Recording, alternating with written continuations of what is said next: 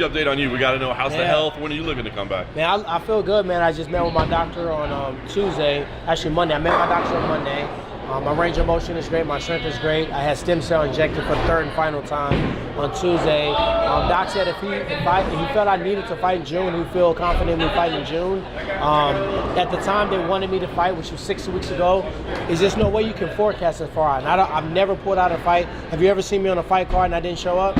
So I didn't want to go into a fight camp knowing I would be rehabbing, training, and getting ready for a fight all in one. And I said I probably can fight then, but I'll be way more comfortable fighting in July. So I accepted to fight RDA in July.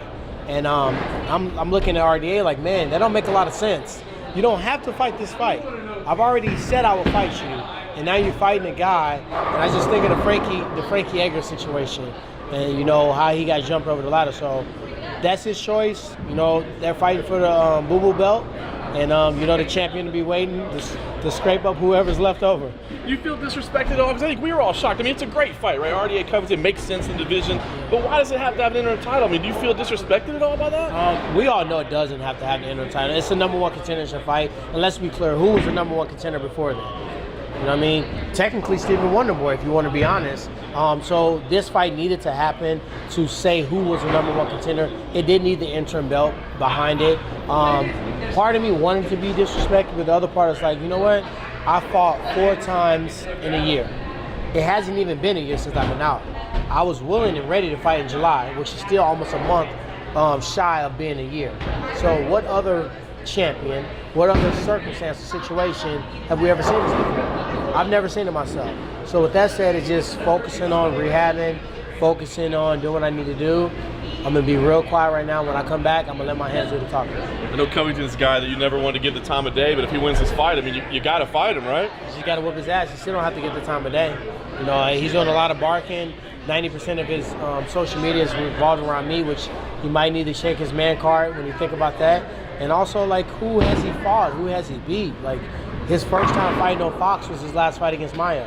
Prior to that, he was a Fight Pass phenom, fighting in Asia on Fight Pass, and no one even knew him. So I'm looking at his social media. I'm like, if all 60,000 of your collective followers on all bases bought a pay-per-view, means nothing.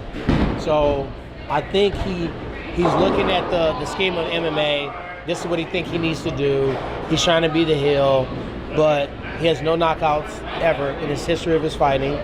He's going to be a wrestler. Now he has to fight all the wrestlers who are better wrestlers than him. Kamaru Usman's a better wrestler. I'm a better wrestler.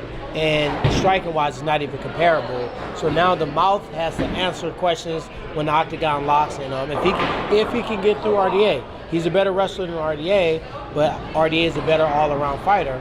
But he fights really one-dimensional. If Colby Covington can get into his head, taunt him, pressure him, take him down, like Clay Guida did, like Khabib did, he might be victorious. And then RDA got to slap himself because he could have just fought me straight up.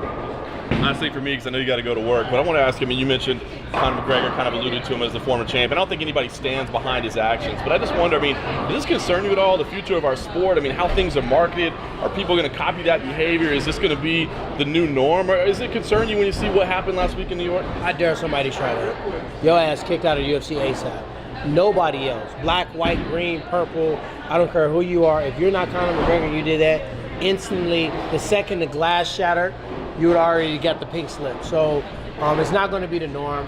Conor's become an outlier to the equation. He's been able to do what he's been doing because he's given an inch, he's taken a mile, taken 2 miles because of his star power, because of his draw, because of what he brings to the table and how much money he generates for the organization. He's been given a little bit of a cushion. Now, they haven't given him that big of a cushion. He's done that by himself.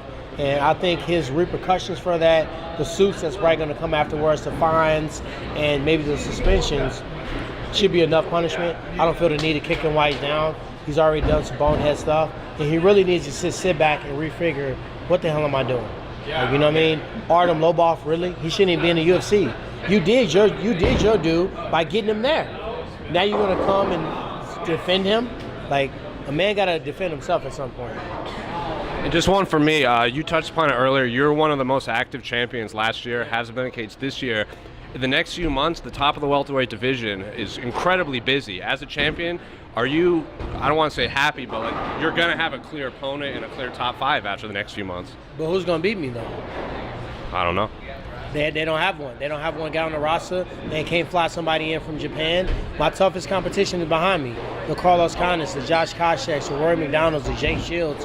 Those are the guys that were the former champions, the former contenders. These guys are trying to make a name for themselves. And I've already pinpointed weaknesses in all their games that I can make it very, very uncomfortable fighting me. So I think it's good for the division. They don't really know how to sell themselves yet, and they all are trying, and that's what I had to do. I had to learn myself. I had to work my way up to the top, and it's exciting as a champion just to see the youth in the division. I used to be that young, hungry guy that was begging to fight Carlos, that was begging to fight Nick Diaz, that was begging to fight all these guys, and now that I see those guys, I know how dangerous that hunger is. And you can't take it lightly. Those guys are coming to sneak you and take your belt. So with that said, I'll be prepared.